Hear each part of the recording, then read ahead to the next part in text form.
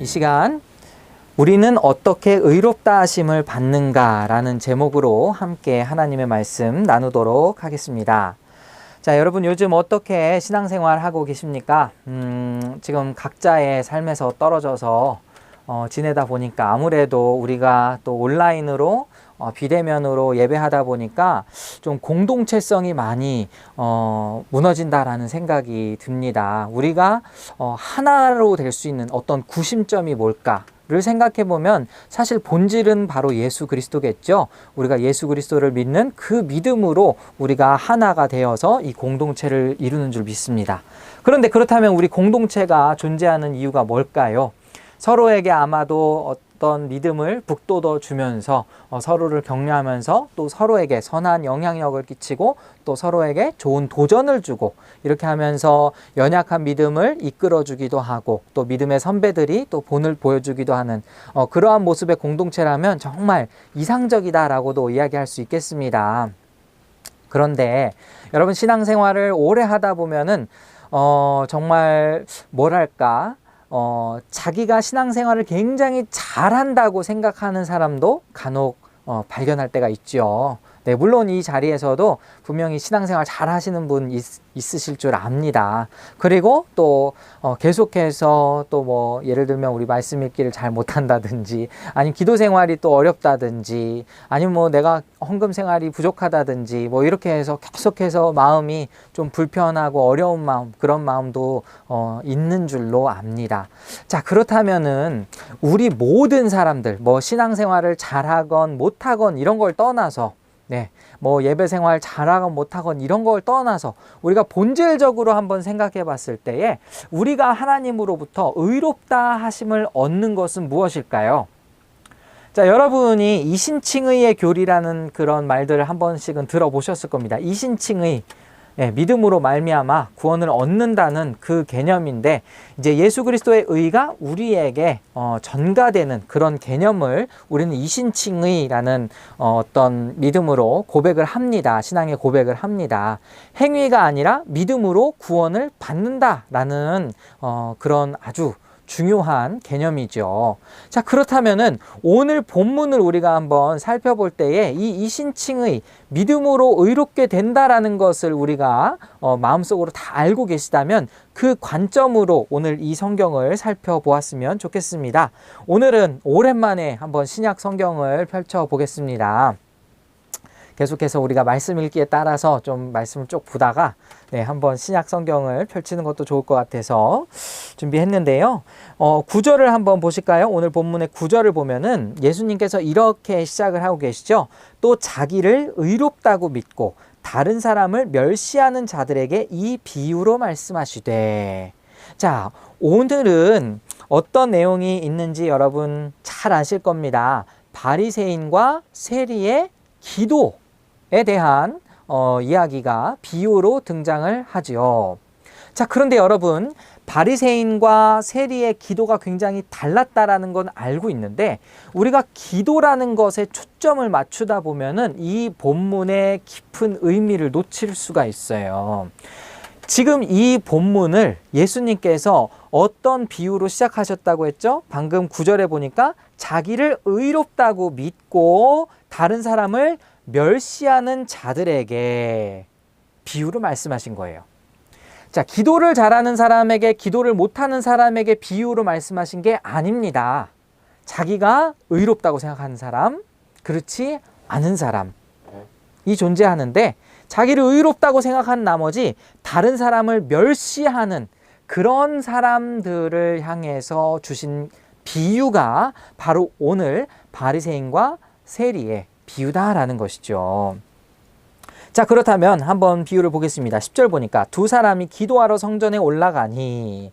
자, 이것은 아주 짤막한 구절로 되어 있지만 사실은 우리가 그 당시에 유대인들의 배경을 잘 알아야만이 이해할 수 있는 구절입니다. 아니, 기도하러 성전에 올라가는 게 뭐가 그렇게 어렵습니까?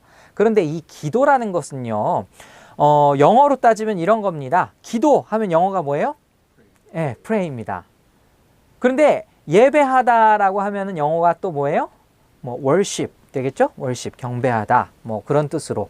그런데 지금 여기에 기도하러 올라가다, 성전에 올라가다 할 때 여기 기도하다라는 의미는 사실 우리가 영어로 번역할 수 있는 pray도 되고 worship도 되고 둘 다 가능한 거예요. 그러니까 지금 이 기도하러 올라간다, 특히 성전에 간다라는 것은 예배하러, 하나님을 경배하러 올라간다. 우리가 이렇게 생각할 수 있겠습니다. 그리고 지금 성전에 올라가는데 하나는 바리새인이고 세리가 올라가고 있습니다. 자, 일반 성도들이 매일매일 그 당시에 예배하러 올라가는 그러한 풍습이 있었는데요. 그러한 종교 의식이 있었는데요. 그 가운데에 이렇게 매일매일 하나님 앞에 예배하는 제사는 그 속죄제였습니다. 속죄제. 그러니까 속죄하는 제사를 드리기 위해, 나의 죄를 용서함을 받기 위해서, 속함을 받기 위해서 드리는 제사가 매일매일 있었고요. 아마도 지금 여기 짧게 두 사람이 기도하러 성전에 올라가니 라고 하는 이 구절은요, 바로 이 속죄제를 가리켰을 가능성이 큽니다. 왜요? 바리새인도 올라가고 세리도 올라갔기 때문에. 자, 그래서 11절을 보니까 바리새인은 서서 따로 기도하여 이르되, 바리새인이 기도하는데 왜 굳이 서서 따로 기도를 해야 했을까요? 여러 가지 의미가 있겠지만 모르긴 몰라도 지금 바리새인과 그 세리가 같이 올라갔대요.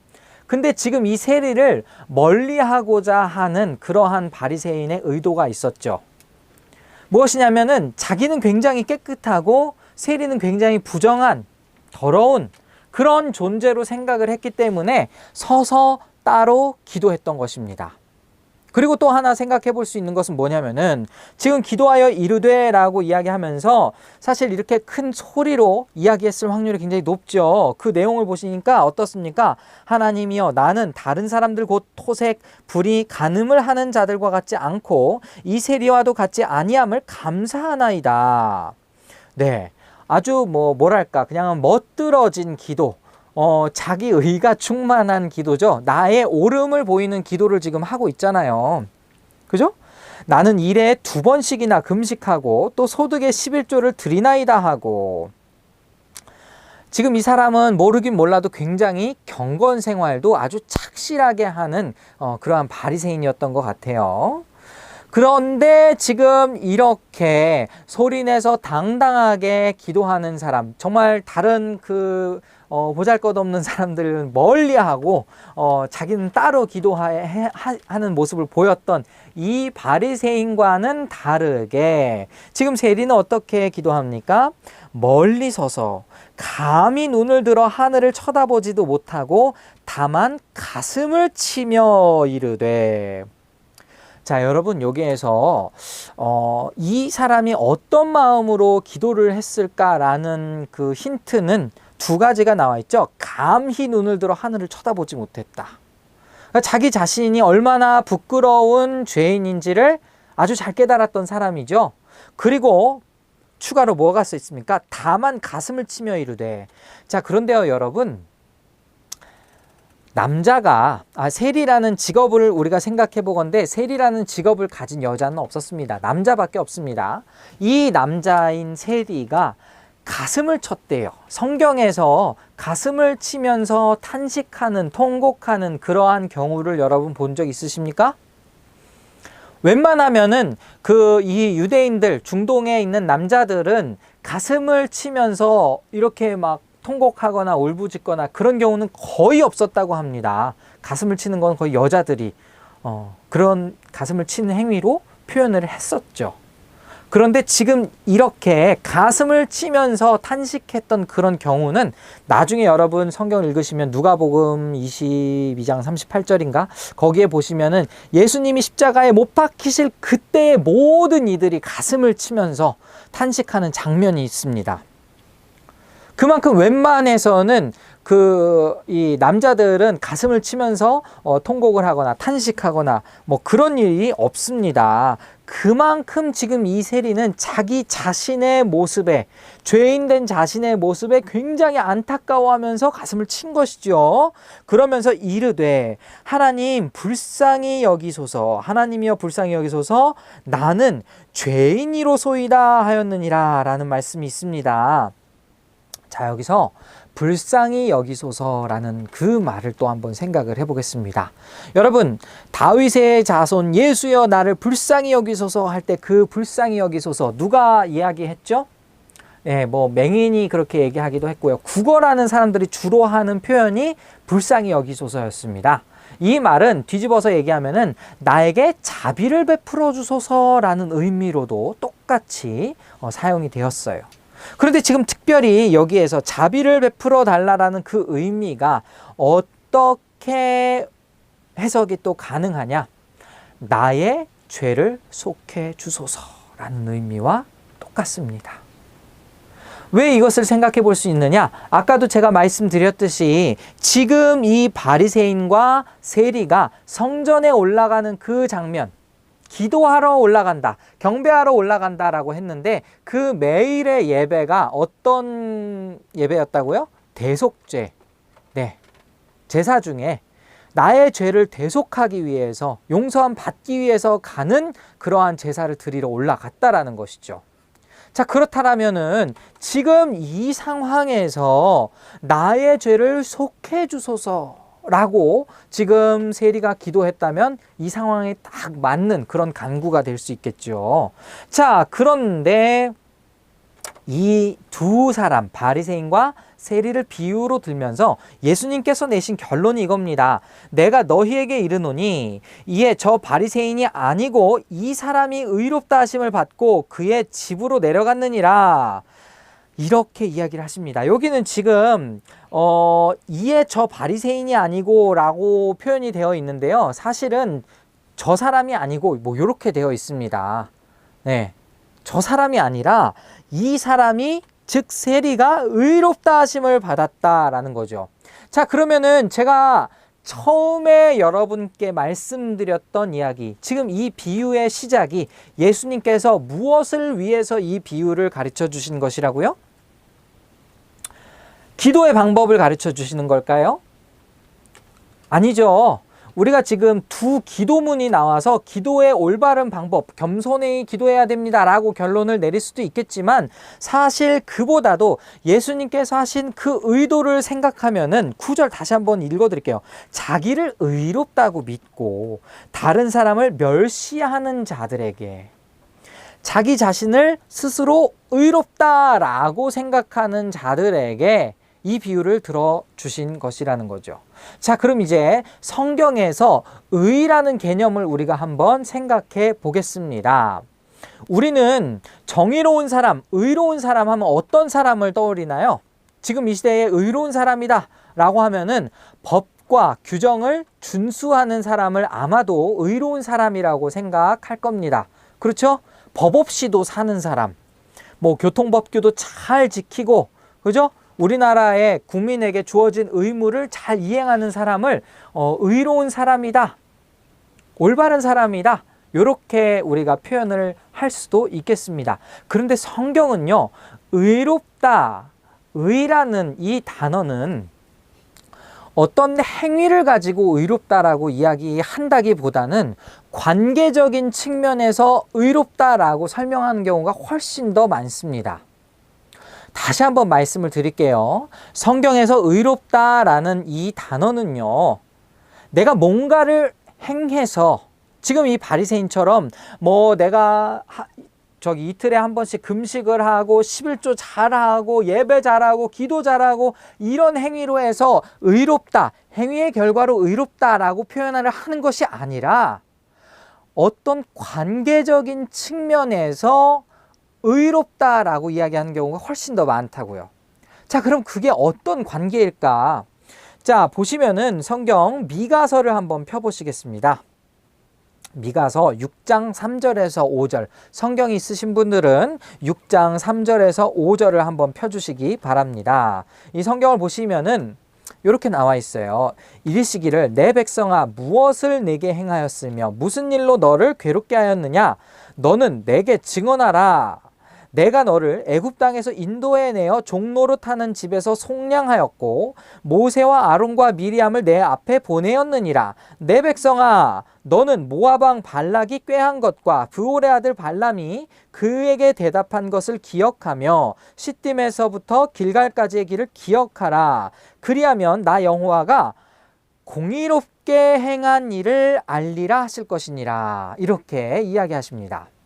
자, 여기 보면은 제일 마지막에 뭐라고 써 있었죠? 나 여호와가 공의롭게 행한 일이라고 표현되어 있죠. 그러면은 의를 행한 것은 뭡니까? 그 앞에 말씀들 보면은 애굽 땅에서 인도해내 주셨죠. 그리고 발락이 꾀한 것으로부터 구원해내 주셨죠. 그렇죠? 이런 것들을 종합해서 생각을 해보면은 성경에서 의로운 행위는 하나님께서 이스라엘 백성들을 구원하신 행위와 관련이 있습니다. 이해 가십니까? 다시 말씀드릴게요. 나 여호와가 공의롭게 행한 일을 알리라 라고 이야기를 했다면 그 공의롭게 행한 일이 뭐냐고요? 앞에를 보니까 이스라엘 백성들을 구원한 일을 가지고 공의롭게 행했다라고 표현을 했다라는 거죠.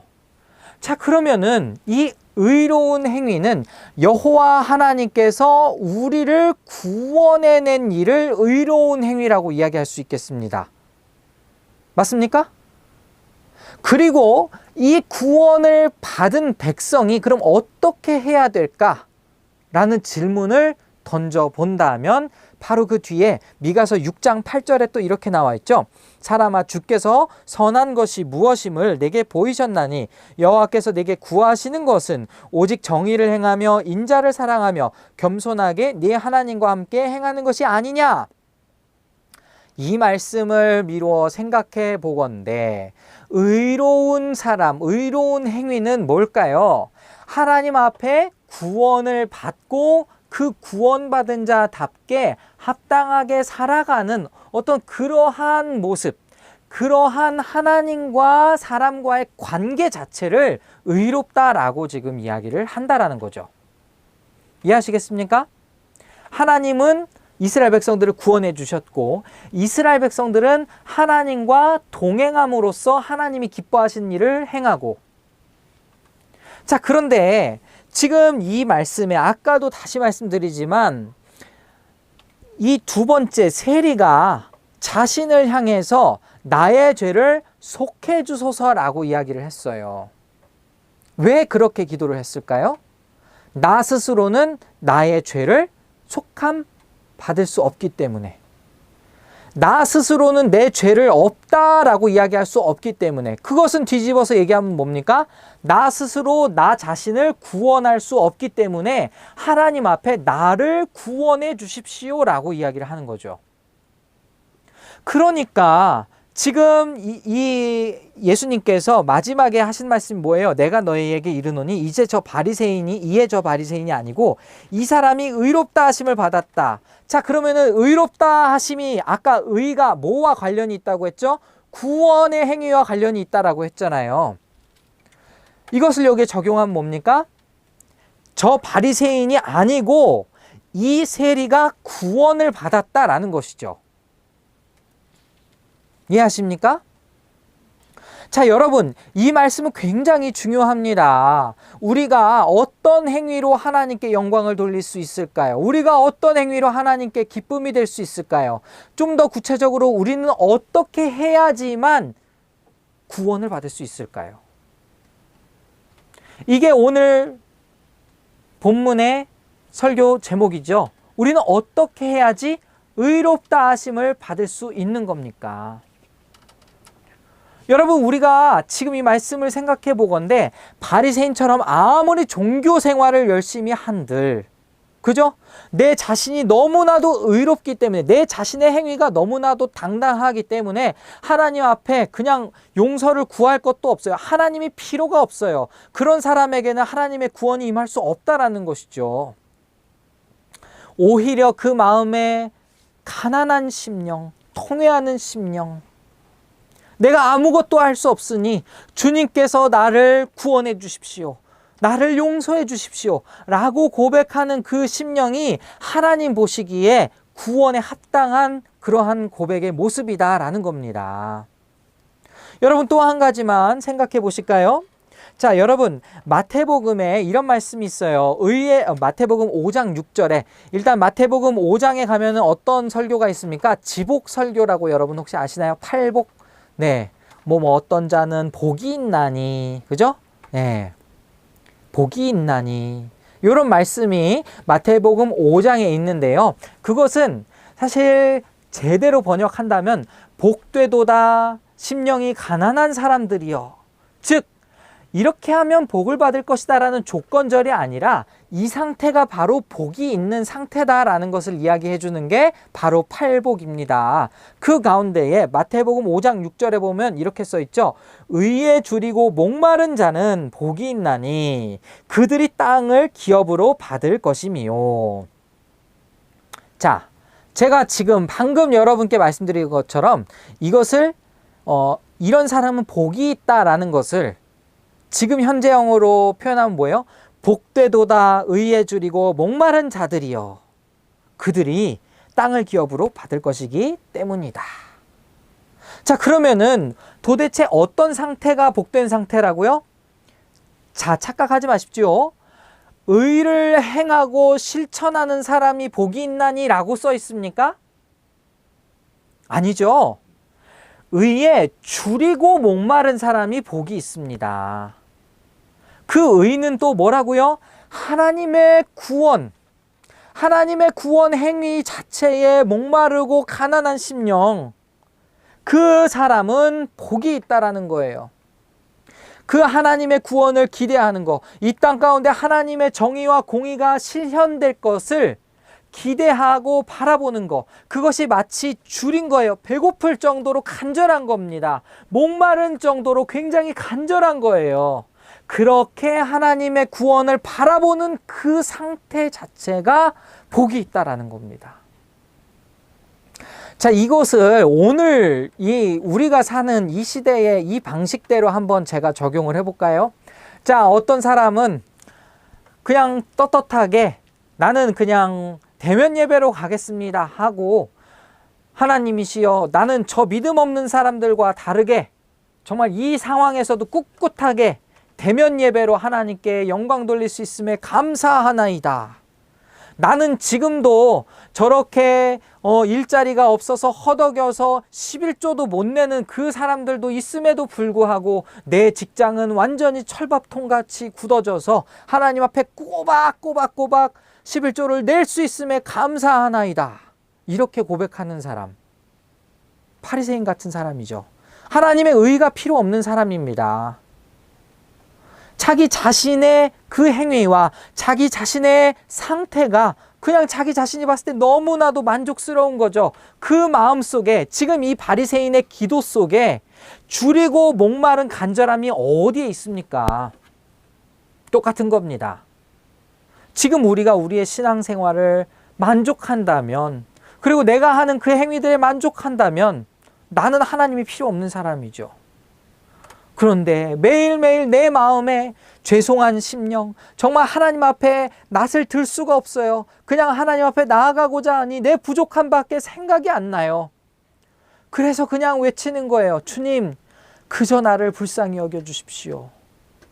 주님, 오늘도 넘어졌습니다. 제발 용서해 주십시오.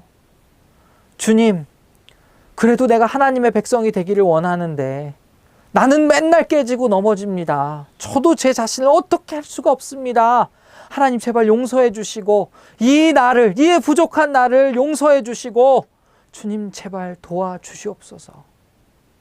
이런 마음을 가지고 살아가는 그 사람이 바로 마태복음 5장의 복된 상태의 사람이라는 거죠. 그 마음에 매일매일 하나님을 갈망해 하고 있기 때문에, 그 마음에 매일매일 하나님의 구원을 갈망하기 때문에. 여러분, 이 말씀을 잘 기억하시기 바랍니다.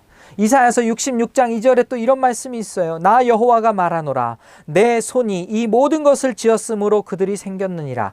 무릇 마음이 가난하고 심령에 통회하며 내 말을 듣고 떠는 자, 그 사람은 내가 돌보려니와. 여러분의 모든 신앙의 행위가 의무가 되지 않기를 바랍니다. 예배가 의무가 되는 순간 그것은 자기 의로 바뀌어버려요. 여러분의 말씀 읽기가 의무가 되는 순간 그것은 자기 의로 바뀝니다. 나는 읽었는데 쟤는 안 읽었어. 이렇게 정죄의 말투로 바뀌어버리는 거예요. 여러분의 기도가 의무가 되는 순간, 지금은 다들 못하고 있지만 새벽 기도가 만약에 의무가 되어버린다면 다른 못하는 사람들을 다 정죄하는 거예요. 그것이 아니죠. 그럼에도 불구하고 하나님 앞에 계속해서 겸손하게 그 마음에 통회하며 상한 심령으로 하나님 앞에 나아가는 사람이 정말 하나님의 구원, 하나님의 의를 받기에 합당한 그런 사람이라는 겁니다. 여러분, 우리는 어떻게 의롭다 하심을 받을 수 있습니까? 우리 스스로의 행위로는 의롭다 하심을 받을 수가 없습니다. 오직 하나님께서 우리를 의롭다라고 하셔야 우리는 구원을 받을 수 있는 겁니다. 그리고 이 하나님의 의롭다 하심은 행위에 있는 것이 아니라 사실 우리의 마음에 그 가난한 심령, 상한 심령에 달려있는 것입니다. 제 말을 오해하지 마십시오. 그렇다고 해서 여러분의 행위가 무시돼서는 안 됩니다. 의무가 돼서 안 되는 것이지, 여러분이 만약에 하나님을 자연스럽게 사랑한다면, 하나님을 사랑하고 하나님을 열망한다면 말씀, 기도, 헌금, 예배, 이 모든 것은 따라올 수밖에 없는 거예요. 내 보물이 있는 곳에 내 마음이 있다. 하나님을 사랑하는 곳에 여러분의 헌신이 따릅니다. 다만 우리의 구원의 조건, 우리가 의롭다 하심을 받는 그 조건은 여러분의 마음의 중심에 하나님을 갈망하는 그 자체에 있다라는 것입니다. 오늘의 말씀 정리하겠습니다.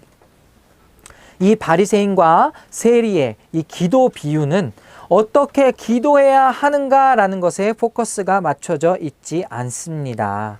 오늘 본문의 가장 맨 끝에 제가 안 읽어드린 말씀, 무릇 자기를 높이는 자는 낮아지고 자기를 낮추는 자는 높아지리라 하시니라 라는 예수님의 말씀이 그 핵심입니다.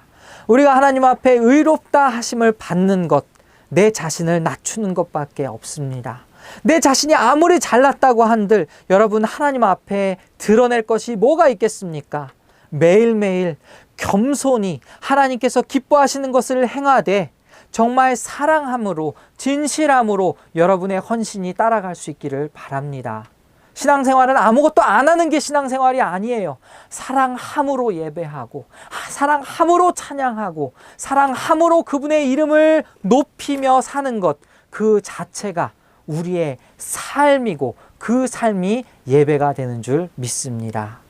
바라기는 여러분, 오늘도 우리 스스로가 낮아지기를 원합니다. 오늘도 하나님께서 우리의 예배를 받아주셨기를 바랍니다. 우리 자신을 돌아보면서 우리가 정말 내 자신 너무 높아져서 다른 사람을 혐오했던 것들 다시 회개하고 다시금 제자리로 돌아가서 주님을 간절히 또 의지하는 우리 모두가 될 수 있기를 소원합니다.